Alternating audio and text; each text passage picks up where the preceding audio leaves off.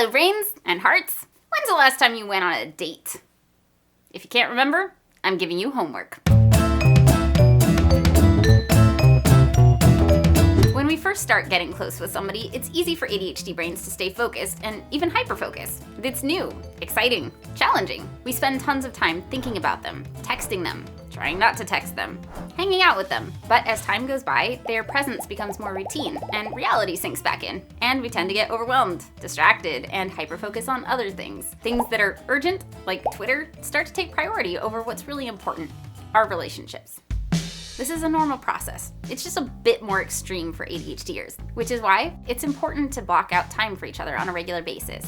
Regular date nights are a great way to do this, but to be honest, a lot of traditional dates aren't exactly ADHD friendly. Movies require things like sitting still and not talking for extended periods of time. Making reservations requires us to remember to make reservations and also doesn't leave a lot of room for spontaneity. Also, restaurants are expensive. It's fine every once in a while, but if we want to make time for each other on a regular basis, we're gonna have to get creative. Luckily, ADHD brains are creative. So I reached out to this community on Facebook, Twitter, and Discord to ask what you found fun for date nights, and compiled 5 tips for making your next date ADHD friendly. 1.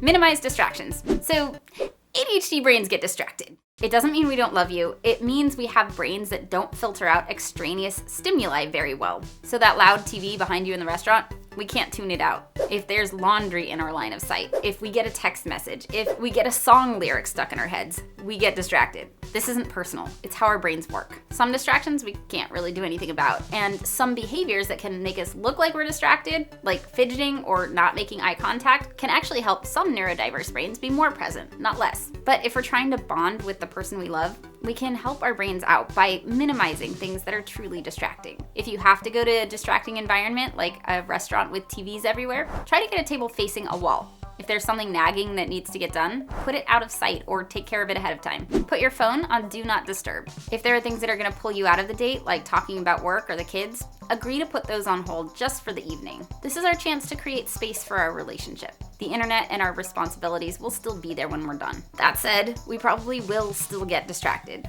When that happens, the best way to handle it is just to treat it like meditation.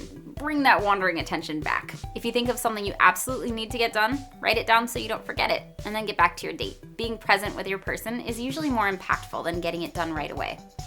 2. Make it active. If you or your partner have trouble sitting still on dates, make it so you don't have to. This is especially important for the hyperactive types, but it's even helpful for the inattentive types, because when we move our bodies, we flood our brains with neurotransmitters that help us relax and focus. Some ideas from the community?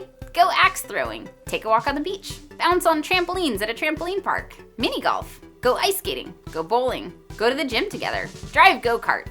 There are a lot of ways to make a date active, but know yourself and your partner and choose an activity level that's best for you and your individual preferences and limitations. If they're different, consider combining them. My parents used to go on bike rides. My dad would ride a regular bike, and my mom, who has a physical disability, would ride a motoscooter. It was really sweet.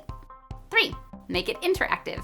Interactive dates, where we don't passively enjoy something but we actually interact with it, are more engaging to our brains, so it's easier to stay present. They can also give us a chance to see how we handle challenges and work together as a team, which is an important part of any relationship's success, but is especially important in ADHD relationships. Check out this video for more on that. So solve puzzles together in an escape room, play board games, paint some pottery or some minis, listen to an audiobook together while knitting or crafting, play B-movie bingo. If you're going to dinner, try fondue or Korean barbecue so there's something for you to do rather than just wait for the food to arrive. Download the app Card Decks and take turns asking each other questions. You can also look up conversation starters online and try those.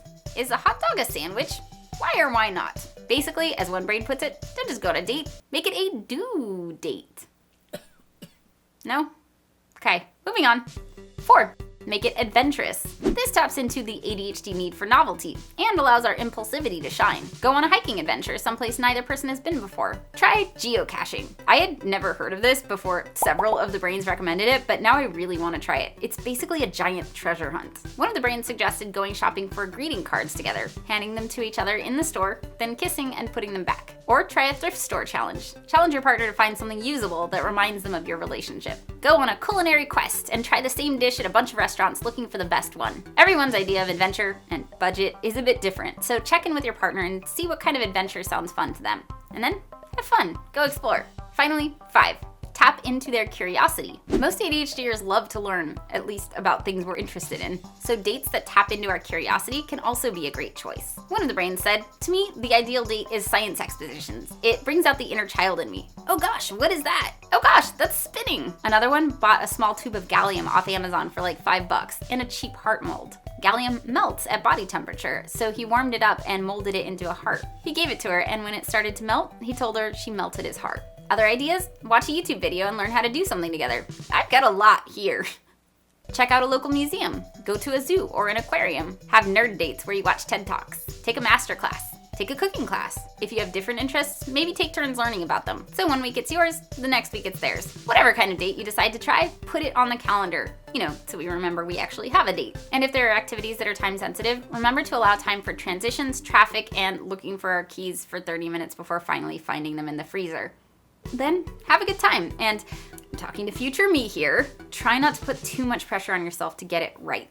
Dates are supposed to be fun, not stressful. And hey, if it's a total disaster, it'll make a great story, and you can try something different next time. That's 5 ways to make a date ADHD friendly, minimize distractions, make it active, make it interactive, make it adventurous, tap into their curiosity. Thank you to my brain board and all my Patreon brains, including one who is here right now helping me shoot. Thank you, Ben! You're welcome.